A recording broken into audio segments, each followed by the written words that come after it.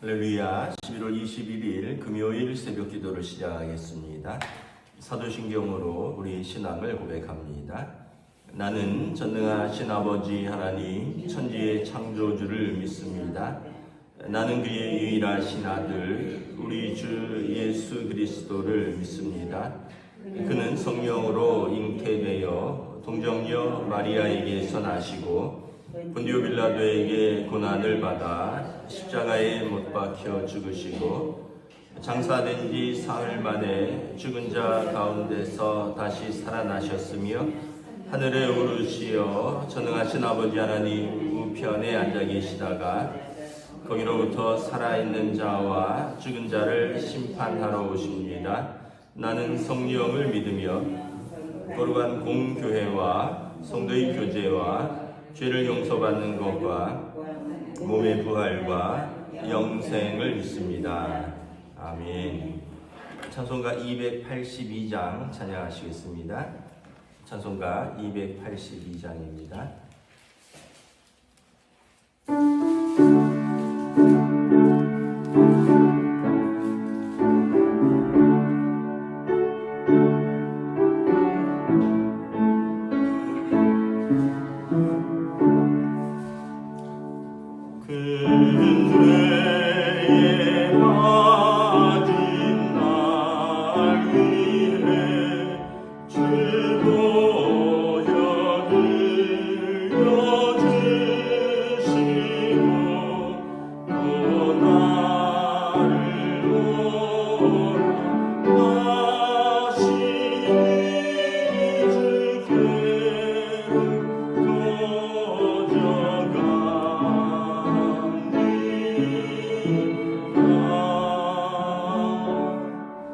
내 죄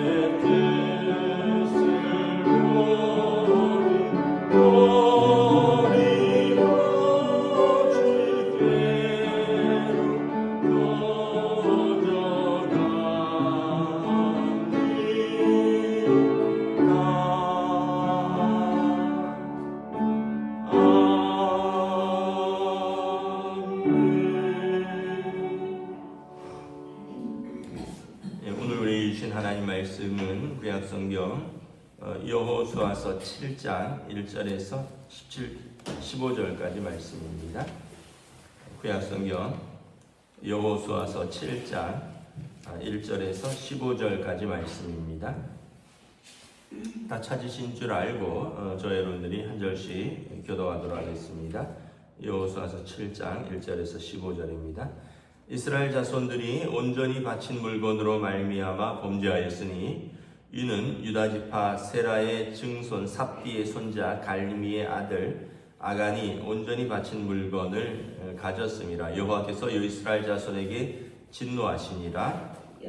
여호수아가 여리고에서 사람을 베델 동쪽 베다인 곁에 있는 아이로 보내며 그들에게 말하여 이르되 올라와서 그 땅을 정탐하라 하매 그 사람들이 올라와서 아이를 정탐하고 여호수아에게로 돌아와 그에게 이르되 백성을 다 올라가게 하지 말고 2-3천 명만 올라가서 아이를 치게 하소서. 그들은 소수이니 모든 백성을 그리로 보내어 수고롭게 하지 마소서 하므로 백성 중 3천 명만 그리로 올라갔다가 아이 사람 앞에서 도망하니 아이 사람이 그들을 36명쯤 쳐 죽이고 성문 앞에서부터 스바림까지 쫓아가 내려가는 비탈에서 쳤으므로 백성의 마음이 녹아 물같이 된지라.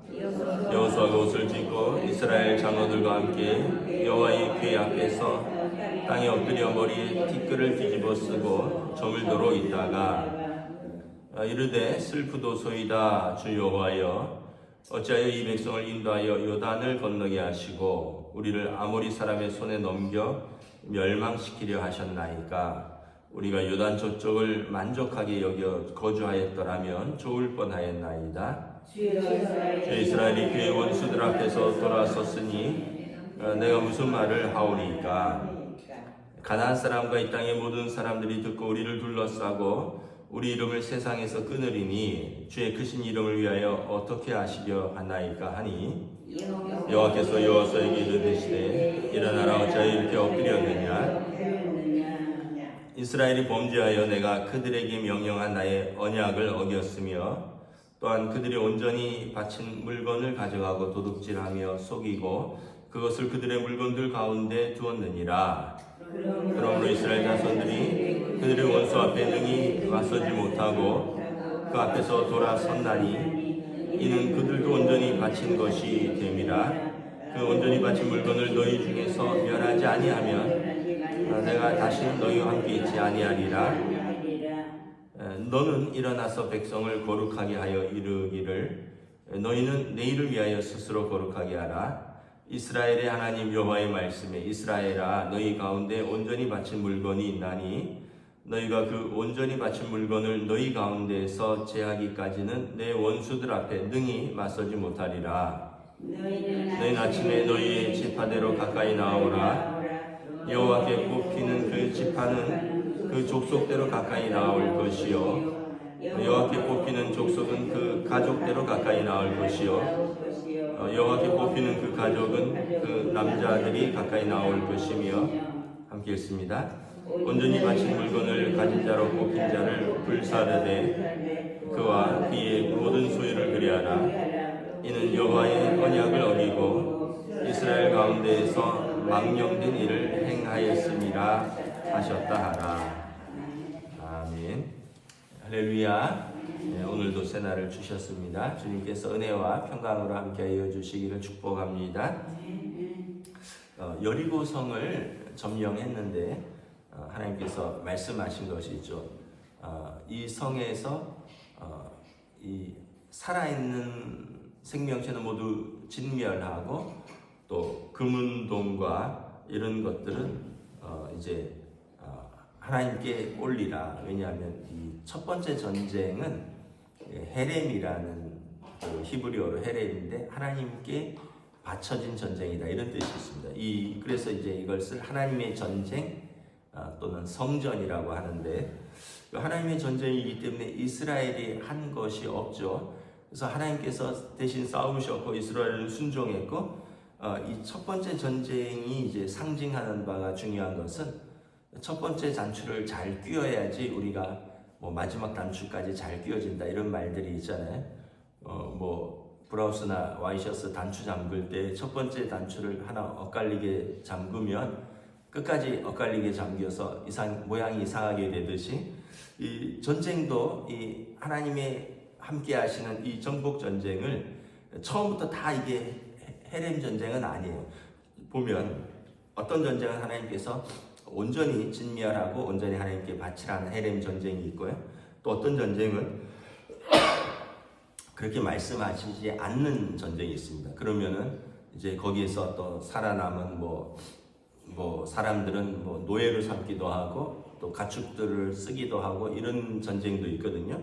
근데 이제 이 여리고성의 전쟁은 첫 번째 전쟁으로서 그 헤렘 전쟁으로 온전히 하나님께 바쳐진 전쟁이다라는 거죠. 근데 이제 한 사람이 이 중에서 이제 그것을 이제 금, 은, 동만 하나님 앞에 드리고 나머지는 불에 태워야 되는데 아간이라는 사람이 이제 아마 이 외투 한 벌과 또 금덩이 50세겔 되는 금덩이와 은 200세겔을 감추었습니다. 그러니까 그 전쟁 중에서 막 상대방의 궁전을 약탈하고 노략하는 그런 막 불태우고 이런 과정 중에서 뭐 어떤 궁전에 있었거나 아니면 어떤 귀족 집에 있었던 그런 금, 은 또 좋은 옷을 보고 아마 이것을 몰래 숨겼던 것 같아요.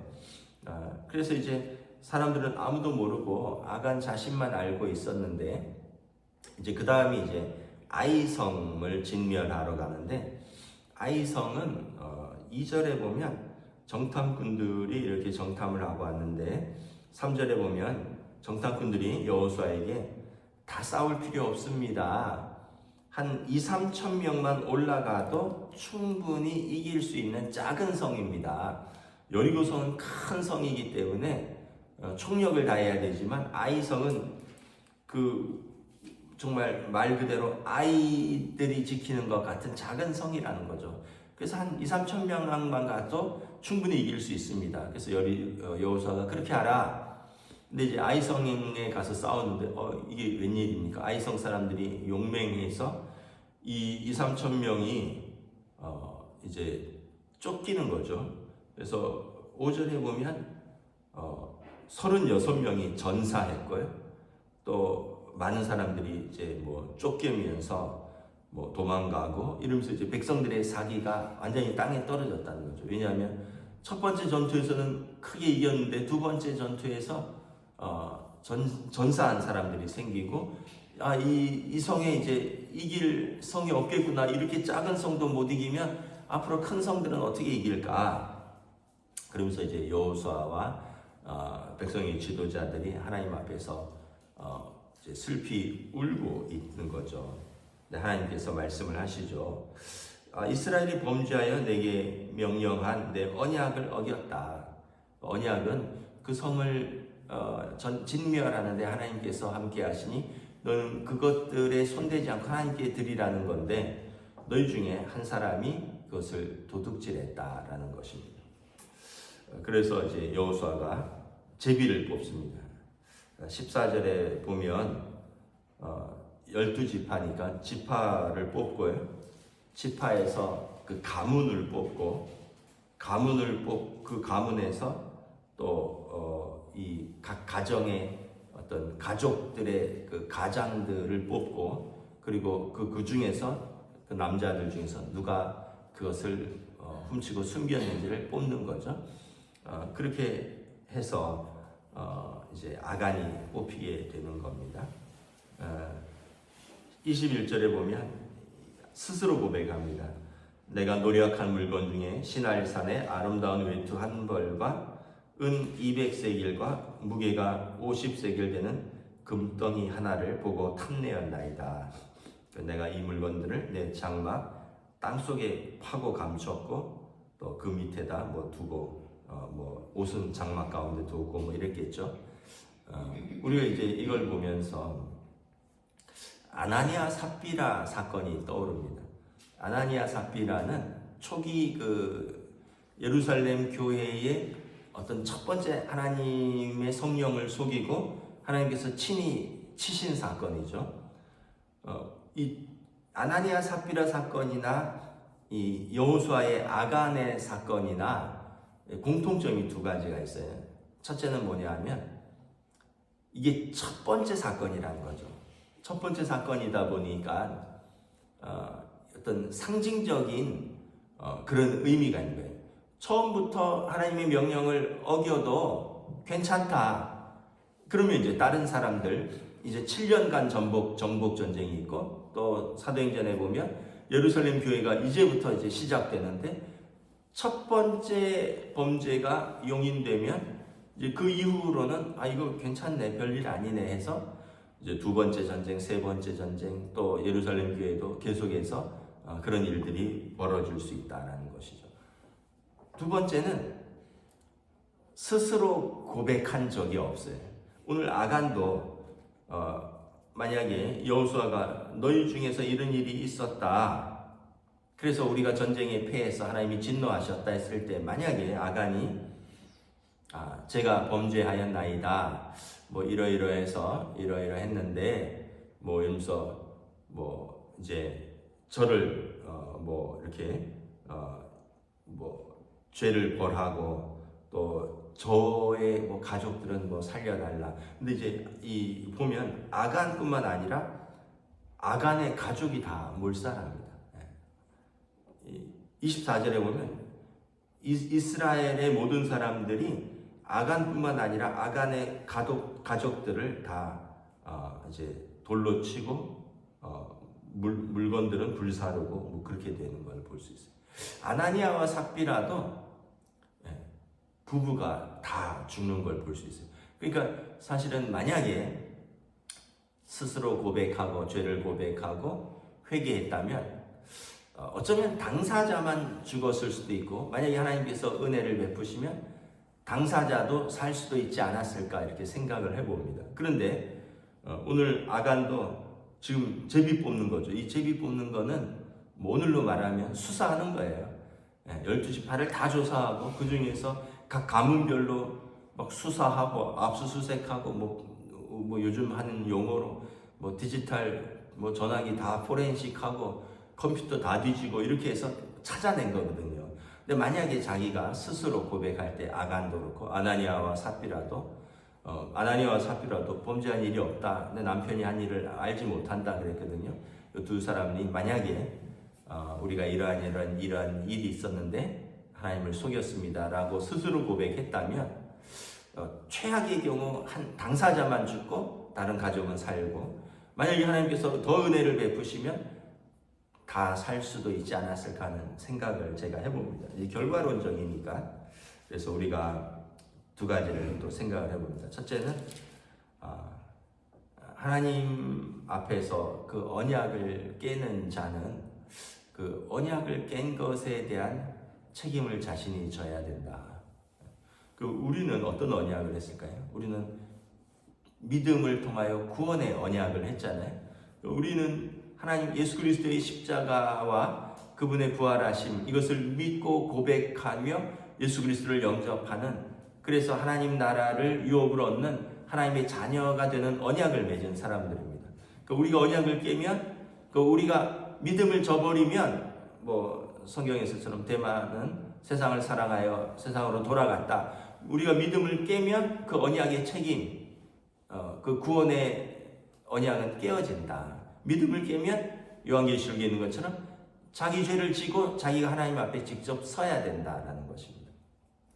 또 하나는 회개하는 길이 사는 길이다.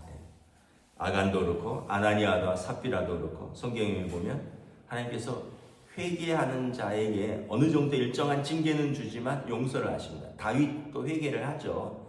밧세바의 사건에서 징계는 뭘까요? 다윗과 밧세바에서 사이에서 낳은 첫째 아들은 그냥 죽었어요. 그러니까 하나님의 징계가 있지만 최소한인 거죠. 왜냐하면 잘못한 거에 대한 하나님께서 통회하는 심령과 그 애통하는 마음을 하나님이 보신다 그랬거든요. 그 회개는 하나님 앞에서 잘못을 인정하고 하나님 앞에서 울고 하나님 앞에서 마음을 돌이키고 하나님께로 돌아서는 것인데, 여러분 자녀들을 막 잘못해서 혼낼 때 아빠 잘못했어요, 엄마 잘못했어요 하는데도 필요 없어, 우리 집은 그런 거 없어, 잘못하긴 잘못했으면 벌을 받아야 돼 이러면서 끝까지 징계하시는 부모 있나요? 그러면은 이제 친부모가 아니죠. 잘못했어야 하면 다 용서하죠. 어느 부모가 자녀가 울면서 잘못했다고 또 용서해 달라고 또 이렇게 구하는데 필요 없어 이러면서 계속 징계하는 부모가 어디 있나요?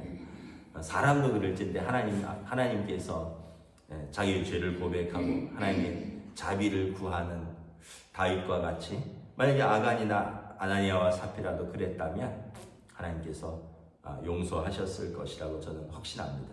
그러나 오늘 아간을 보면 전 부족이, 전 이스라엘 지파가 다 이 일로 조사를 받아야 되고 제비를 뽑아야 되고 다 이것 때문에 전 공동체가 고통을 당하고 심지어 다른 사람이 36명의 젊은이들이 전사하고 뭐 이런 하나님의 부재 상황을 경험하는데도 고백하지 아니하였으니 그 악함이 크다라고 볼 수 있는 것입니다. 말씀을 마치겠습니다. 우리가 작은 이익 때문에 언약을 깨는 것처럼 어리석은 것이 없고, 그리고 무엇보다 우리가 하나님 앞에서 회개하는 것이 우리가 살 길이다 하는 것을 다시 한번 깨닫습니다. 기도하겠습니다. 하나님 은혜를 감사합니다. 오늘 말씀을 통하여 여리고성, 그 큰 여리고성을 무너뜨렸던 이스라엘이 그 작은 아이성 2-3천 명만 올라가도 충분히 정복할 수 있다고 했는 허술한 성의 전투에서 패배하고 36명의 군인들이 전사하는, 그래서 온 백성의 마음이 크게 놀라고 낙담하는 사건이 있었음을 고백합니다.